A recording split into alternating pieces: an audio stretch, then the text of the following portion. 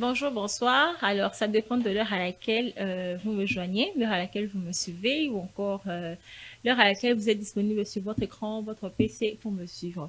Alors, je suis Raïcha Wimbo, je suis visionnaire de l'ONG Sauvons la femme. Et vous suivez exactement l'émission Sauvons la femme, justement, qui porte le nom.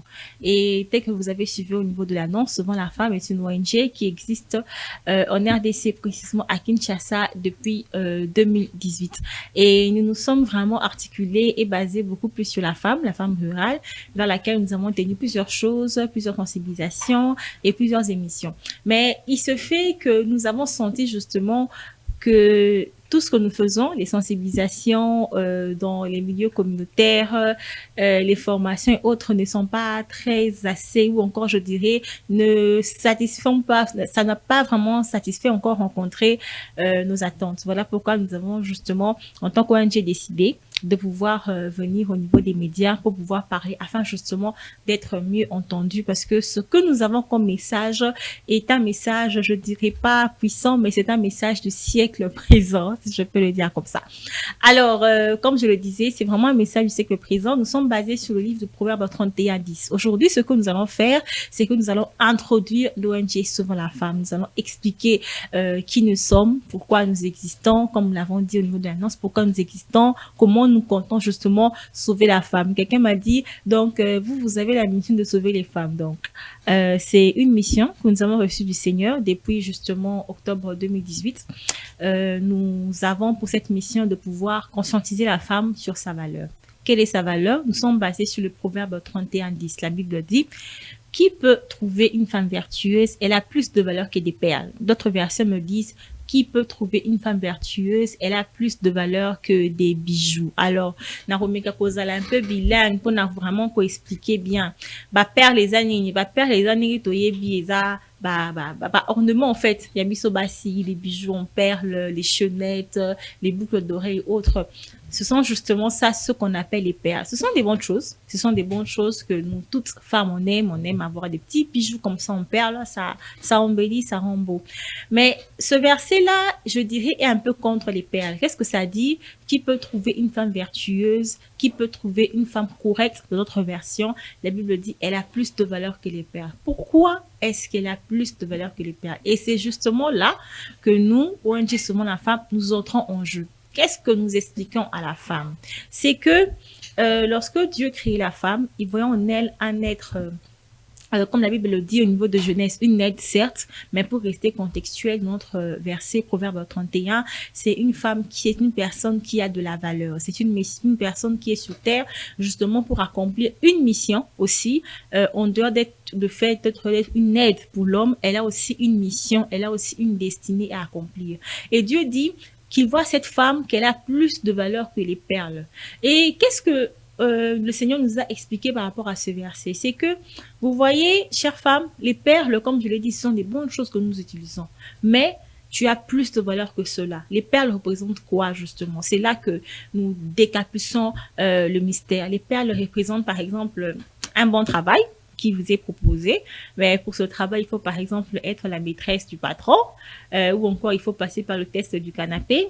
Ces perles-là peuvent représenter par exemple des faveurs, quelque chose de bien. Par exemple, j'ai envie d'acheter une perruque, j'ai envie d'avoir certains beaux bijoux, certains beaux colliers, certains avantages. Kobeta moi tout na Dubaï, tout ça, tout ça. Moi, biloko na mon téléphone est bien, hein? C'est ça bien. Biloko na ça n'a besoin. Mais pour ça, il faut na sugar daddy moko à côté. Les perles représentent quoi? Les perles représentent par exemple distinction mon corps. Oh, j'ai besoin d'être retenue par exemple assistante à l'université. Alors pour cela, il y a par exemple là des professeurs qui me disent bah, je peux te faciliter la vie et puis tout l'équipe quoi. On fait les points sexuellement transmissibles.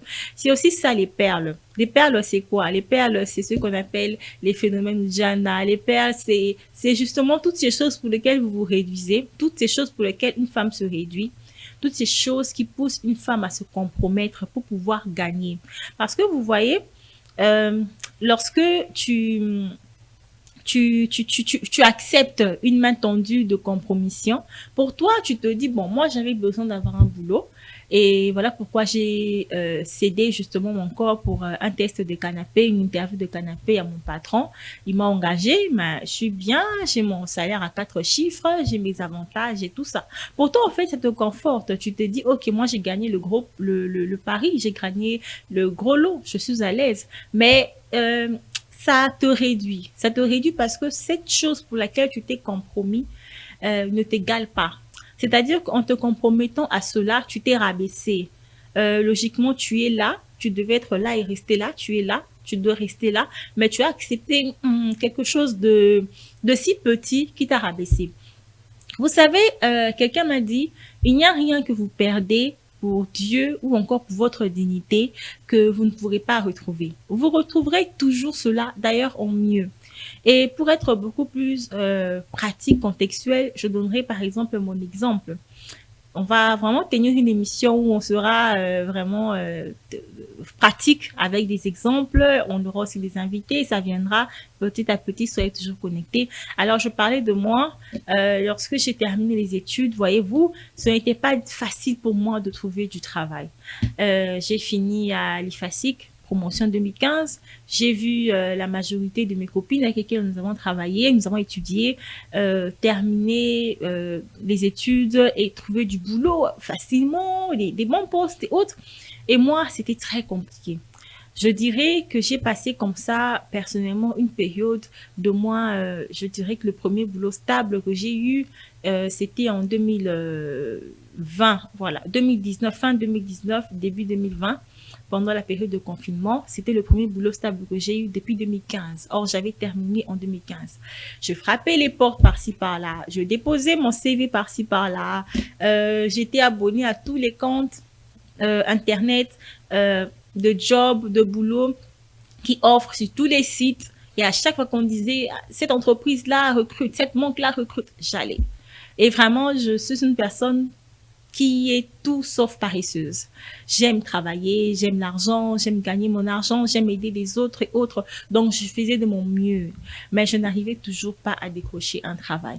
Et parfois, je n'attendais même pas qu'on puisse me dire que voilà, on recrute à tel endroit. J'allais moi-même. Personnellement, j'allais frapper les portes. On me dit, mais madame, nous ne recrutons pas. Je sais que vous ne recrutez pas, mais quand même, je dépose mon CV au cas où. Et je déposais mes CV comme ça. Il y a des endroits, des entreprises qui prenaient, d'autres qui me disaient carrément non, on ne peut pas prendre, on ne peut pas vous donner des faux espoirs. Et je dirais que quand même, c'est comme on le dit, même dans le désert, il y a quand même un oasis. Dieu prenait soin de moi dans le sens où il m'aidait à avoir des petits jobs de 2 semaines, d'un mois, des petits marchés comme ça que je pouvais faire, qui me pouvaient me rapporter un $200, un $300, un $100. Je le faisais. J'ai fait des boulots d'agent marketeur, terrain où je marchais pour vendre, vous voyez, des produits que nous rencontrons des jeunes en route nous proposaient, je le faisais pour gagner un $100 et autres. Mais durant toute cette période, je peux dire que c'était une période où je peux dire que Dieu m'avait mis dans une école pour tester, par exemple, ma patience, pour tester mon efficacité, ma confiance en lui, encore pour tester ma propre valeur. Parce que pendant cette période, rassurez-vous, je rencontrais des offres, j'avais des offres où je pouvais commencer un travail. Je me dis, ah, maman, enfin, j'ai trouvé du boulot. Je peux commencer. Na bandi pe musala bien, au bandi non musala. Mais après, les au bandi, chef en moi, non, obimanae, pour na musala wana. Je déclasse. Je quitte, je démissionne, na zone isusunda. Bususu, au bandi musala mususu. Chef a seigneur sous non non non, on va juste prendre un café et autres à même sous obima sous naï, tu démissionnes. J'ai claqué comme ça plusieurs entreprises, plusieurs jobs, 2 semaines natiki, un mois natiki, un mois natiki. Pourquoi? Parce que justement là où j'allais, je rencontrais très souvent ce genre de mains compromises qui me demandaient justement d'être la copine du chef pour garder l'emploi ou encore pour être retenue. Et vraiment, je bénis le Seigneur parce que vraiment, Dieu me fortifiait et j'avais un nom puissant, non, puissant vraiment, comme je le dis, qui faisait à ce que je claque toutes ces mains tendues de la compromission. Donc, il faudrait, en tant que femme, connaître votre valeur. Et quand vous connaissez votre valeur, justement, quand vous savez que vous valez beaucoup plus que toutes les compromissions que la société vous présente, vous allez agir en conséquence. Vous savez, la société vous présente tellement de choses, les critères de beauté, il y a ceci, cela qui représentent ce que la Bible appelle pour nous les chrétiens le siècle présent. Alors, il est très important alors de pouvoir vraiment vous valoriser. Vous savez, moi je dis souvent, la vie professionnelle est courte. C'est un peu comme un cercle. La vie professionnelle est un peu comme un cercle. Donc, vous allez vous rendre compte que vous avez quitté une entreprise pour une autre et puis vous pouvez peut-être rencontrer une autre personne avec laquelle vous étiez dans cette entreprise-là.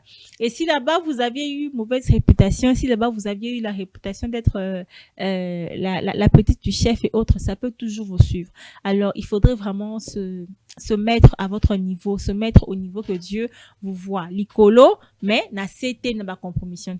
Alors, je crois pour ne pas abuser de votre temps, nous avons fini. Donc, pour aujourd'hui aussi, si awa, torokuta na semaine prochaine, bobo sanakulanda rediffusion T, la rediffusion est à tous les mercredis à 16h, à 13h, pardon, et puis tous les dimanches à 13h aussi sur Solid TV. Mais aussi, n'oubliez pas de vous abonner sur toutes nos pages Facebook, ONG Sauvons la Femme sur Facebook, ainsi que notre chaîne YouTube qui est ONG Sauvons la Femme sur YouTube pour ne pas manquer. Alors, c'était Raïcha Wembo, appelez-moi Femme et Visionnaire, et j'ai le plaisir de vous attendre, de vous donner rendez-vous pour la semaine prochaine pour un nouveau numéro et un autre sujet. Merci.